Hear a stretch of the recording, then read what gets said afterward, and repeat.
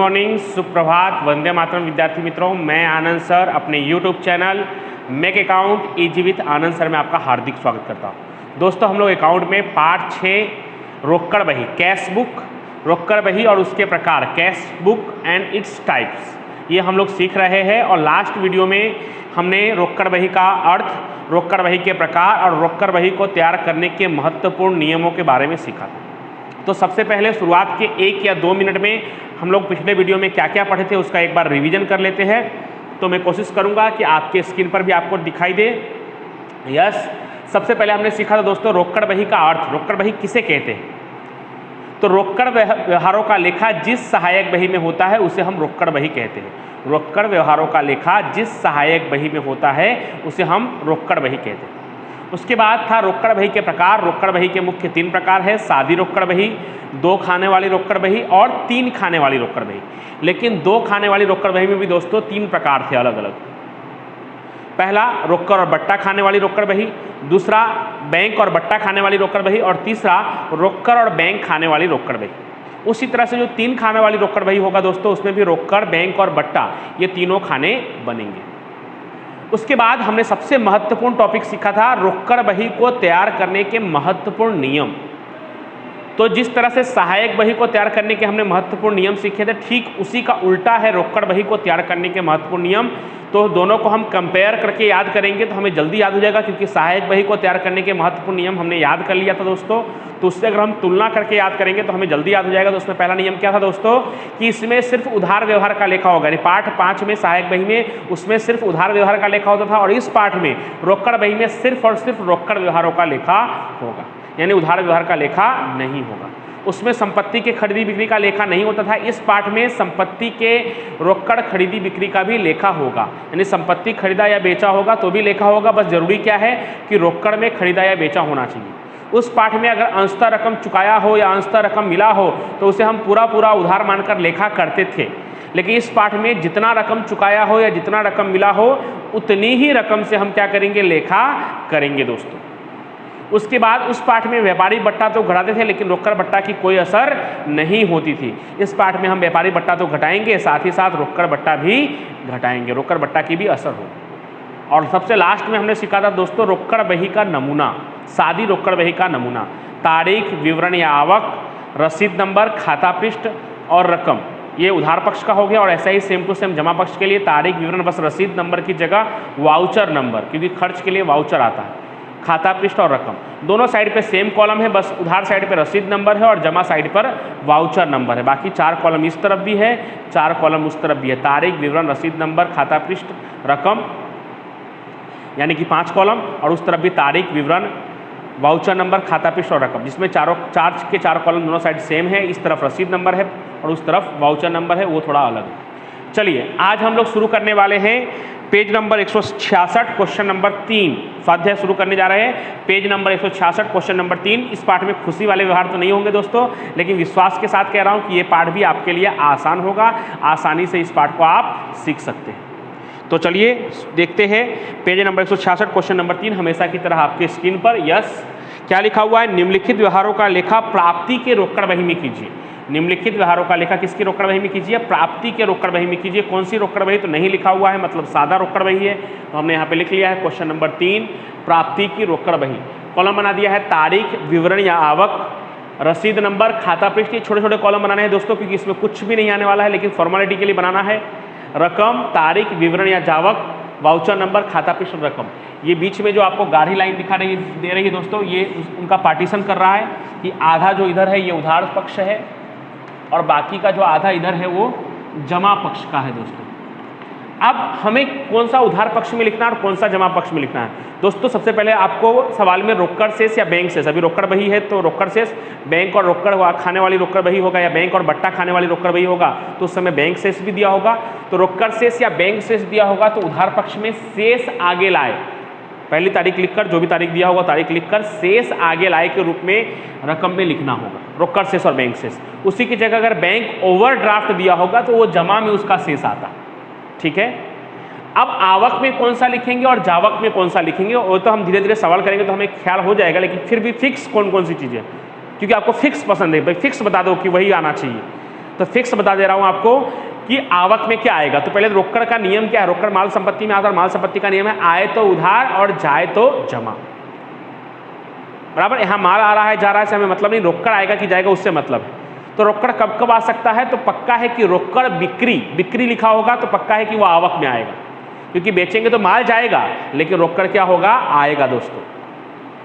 इसलिए रोकड़ बिक्री लिखा होगा तो पक्का है कि वो आवक में आएगा। और उसी के साथ साथ मिला लिखा होगा, व्यवहार के अंत में लिखा होगा मिला, या प्राप्त चेक बैंक में भरा, ऐसे मिला वर्ड लिखा होगा या प्राप्त लिखा होगा तो भी वो आवक में आएगा दोस्तों।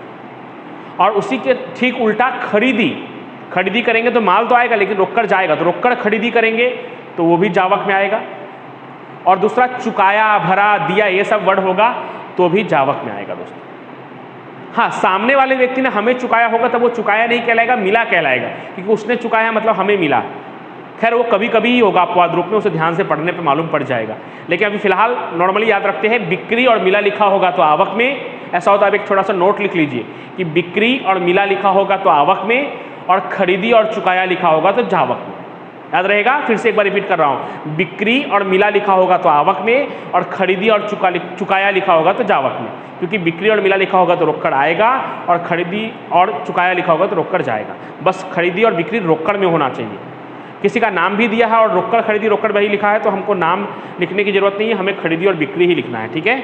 तो चलिए शुरू करते हैं। 2015 जून 1 प्रारंभिक रोकड़ शेष 10,000, तो हमें उधार में लिखना है 2015 जून 1 शेष आगे लाए, यानी पिछले महीने का पैसा था वो अभी हम शेष आगे लाए हैं। कितना, 10,000। रसीद नंबर और खाता पृष्ठ में डैश ही आया करेगा क्योंकि रियल हिसाब नहीं है, रसीद नंबर और खाता पृष्ठ में डैश आएगा। दूसरा है दोस्तों रोकड़ बिक्री 3,000। दूसरा क्या है, रोकड़ बिक्री 3,000।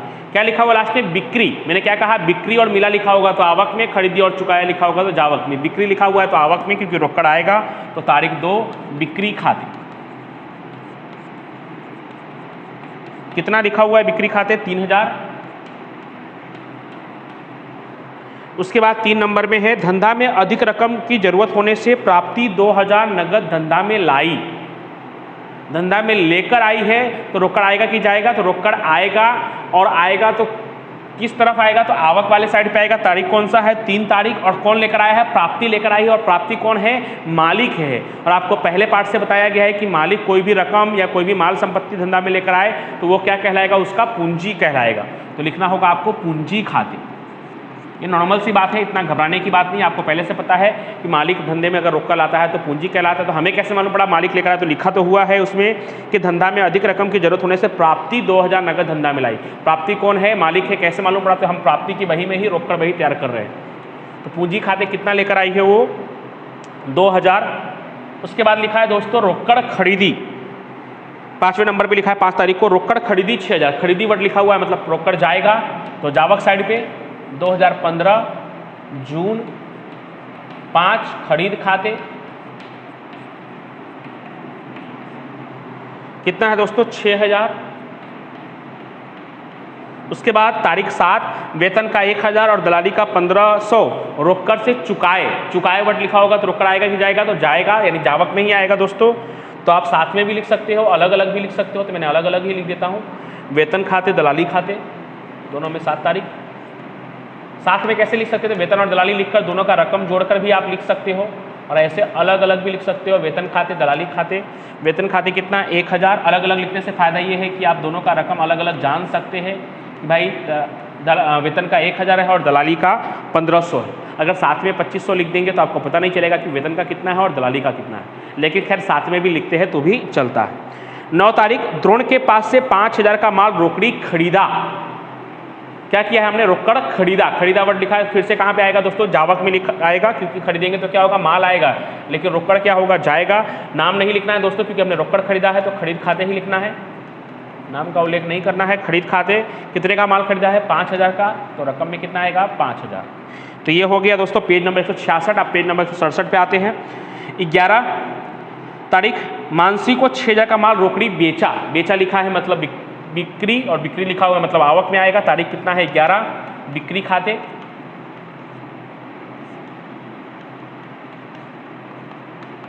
बिक्री खाते कितना 6000, तो रकम के खाने में 6000। उसके बाद दोस्तों 19 तारीख नैऋति को 3000 गत मास में खरीदे माल पेटे चुकाया। पिछले महीने में जो हमने नैऋति के पास से खरीदा था उसके बदले हमने नैऋति को क्या किया है, चुकाया है। चुकाएंगे तो रोकड़ आएगा कि जाएगा दोस्तों, रोकड़ जाएगा। और जाएगा तो कहाँ लिखेंगे हम, जावक में लिखेंगे। तारीख 19 नैऋति खाते कितना 3000। उसके बाद 23 तारीख किंजल ने 1500 गत मास में बेचे माल पेटे चुकाए। अब यहाँ पे भी चुकाया वर्ड लिखा हुआ है दोस्तों, चुकाया वर्ड लिखा है मतलब आप जावक में मत समझ लीजिएगा, क्योंकि मैंने पहले भी कहा था कि अगर हमने चुकाया होगा तो हमारे लिए खर्च है। हमने नहीं चुकाया, हमारा नाम तो यहाँ पे क्या है, प्राप्ति। किसने चुकाया, किंजल ने। हमने जो पिछले महीने उसको माल बेचा था उसके बदले किंजल ने चुकाया है। किसको चुकाया है, हमें चुकाया है। तो किंजल ने हमें चुकाया मतलब हमें क्या हुआ है, मिला है। तो इसलिए आपको आवक में लिखना है। ये बात सही है कि चुकाया लिखा होगा तो जावक में, मैंने खुद ही बताया आपको, वो सही है। लेकिन किसने चुकाया होना चाहिए, हमने चुकाया होना चाहिए। हमने नहीं चुकाया, इसमें किसने चुकाया है, किंजल ने चुकाया है। और पिछले महीने में जो हमने उससे माल बेचा था उस बात का चुकाया है, मतलब हमें क्या हुआ है, मिला है। किससे मिला है, किंजल से मिला है। तो किंजल खाते। यहाँ पे खरीदी बिक्री नहीं लिखा हुआ है क्योंकि हमने रोकड़ खरीदी बेचा नहीं है, हमने उधार बेचा था और इसमें भी उधार खरीदा था पिछले महीने में, और अभी उसका पैसा हमें क्या हो रहा है, मिल रहा है या हम चुका रहे हैं। इसलिए हम नाम ही लिखेंगे किंजल खाते। किंजल से कितना मिला है हमें, तो किंजल ने 1500 चुकाया है मतलब हमें 1500 मिला है। उसके बाद 25 तारीख 600 की पुरानी साइकिल धंधा के लिए खरीदा। अगर वो पार्ट 5 होता तो हम खुश हो जाते कि भाई ये व्यवहार नहीं आएगा, लेकिन इसमें ये भी आएगा क्योंकि खरीदा है तो रोकड़ जाएगा।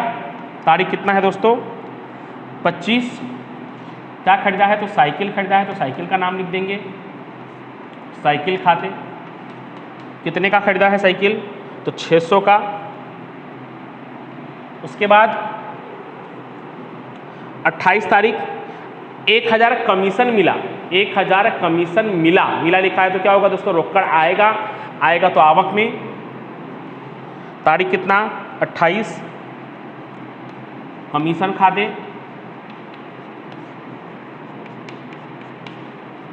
एक 1000। और उसके बाद 30 तारीख 3500 का यंत्र धंधा के लिए खरीदा। फिर से खरीदा वर्ड लिखा है, चाहे माल खरीदा हो चाहे यंत्र खरीदा हो, रोकड़ तो क्या होगा, जाएगा। जाएगा मतलब जावक। 30 तारीख यंत्र खाते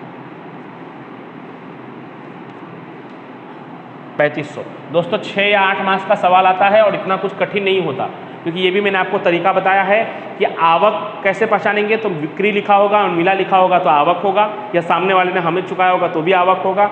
खरीदी और हमने चुकाया होगा तो क्या कहलाएगा, जावक कहलाएगा। अब इसे बंद कैसे करना है दोस्तों, तो हमें ये टोटल पहले कर लेना है और यही टोटल हमें यहाँ भी लिखना है। आवक का टोटल करने के बाद हमें जावक साइड पे भी वही टोटल लिखना है, और इस टोटल में से यानी आवक में से ये जो जावक है जितना है वो माइनस करेंगे तो हमें यहाँ पे मिलेगा। जून में लास्ट तारीख क्या आती है, 30 तारीख। शेष आगे ले गए, वो क्या लिखा था, शेष आगे लाए। अब हम बंद कर रहे हैं हिसाब, तो हमें क्या मिलेगा, शेष आगे ले गए क्वेश्चन मार्क। डिफरेंस से हम निकालेंगे। तो कैसे करेंगे, फिर से एक बार समझा रहा हूँ आपको। आवक का पहले हम कुल योग कर लेंगे दोस्तों। तो आवक का कुल योग करेंगे दोस्तों तो 23,500 आएगा। देखिए मैं आपके सामने करता हूँ लाइव। 10 3 13 2 15 15 6 21 21 1 22 और 1 23, 23,500। ये ज़्यादा आ रहा है, जो ज़्यादा आता है वो हमने दोनों तरफ लिखना होता है। रोकड़ बही में सिर्फ सादी रोकड़ बही होगा तो हमेशा उधार का ही ज़्यादा आएगा। सिर्फ सादी रोकड़ बही होगा, रोकड़ के खाने वाली सादी रोकड़ बही होगा तो उधार पक्ष का ही हमेशा ज़्यादा आएगा। 23,500 यही मैं यहाँ भी लिखना है आपको, यही देखकर जमा साइड पे भी लिखना है 23,500। अब क्या करना है, 23,500 में से ये सब जोड़कर माइनस कर देना है, या बारी बारी से माइनस कर देना है, आपको जैसे अच्छा लगे वैसे। यानी 23,500 में से माइनस कर देना है। तो पहले मैं इसको जोड़ लेता हूँ। तो 6 और 1 7 8 5 13 13 और 3 16 16,500। ये 500 बाकी था दोस्तों। 16,500 और 600 जोड़ेंगे तो 17,100 17,100 और ये 3,000 20,600। 500 भी है, 20,600। 23,500 में से दोस्तों 20,600 हमको क्या करना होगा, माइनस करना होगा दोस्तों। तो माइनस करेंगे तो आएगा हमारा 2900। 23,500 में से अगर हम 20,600 माइनस करेंगे दोस्तों तो हमारा आएगा 2900। ये हमारा फाइनल आंसर कहलाएगा। शेष आगे ले गए। बुक में देखेंगे तो थोड़ा इधर साइड में यहाँ लिखा होता है 1 जुलाई, शेष आगे लाए वही 2900। खैर वो नहीं भी लिखेंगे तो कोई दिक्कत नहीं है। तो ये था दोस्तों हमारा सादा रोकड़ बही। उम्मीद करता हूँ कि आपको समझ में अच्छी तरह से आया होगा। बस हमें याद रखना है रोकड़ बही में कि मिला और बिक्री लिखा होगा तो आवक, चुकाया और खरीदी लिखा होगा तो जावक। तो ये भी पाठ आपको अच्छी तरह से आ जाएगा। अभी आपकी स्क्रीन पर जो सवाल दिखाई दे रहा है वो क्वेश्चन नंबर 3 है। इसकी तरह सेम टू सेम उदाहरण नंबर 1 है, यस, अब वो भी आपकी स्क्रीन पर आपको दिखाई दे रहा है। उदाहरण नंबर 1 आप होमवर्क के रूप में करके भेजिएगा। धीरे धीरे जैसे ही चैप्टर आगे बढ़ेगा आपको अच्छी तरह से आने लग जाएगा। Thank you so much.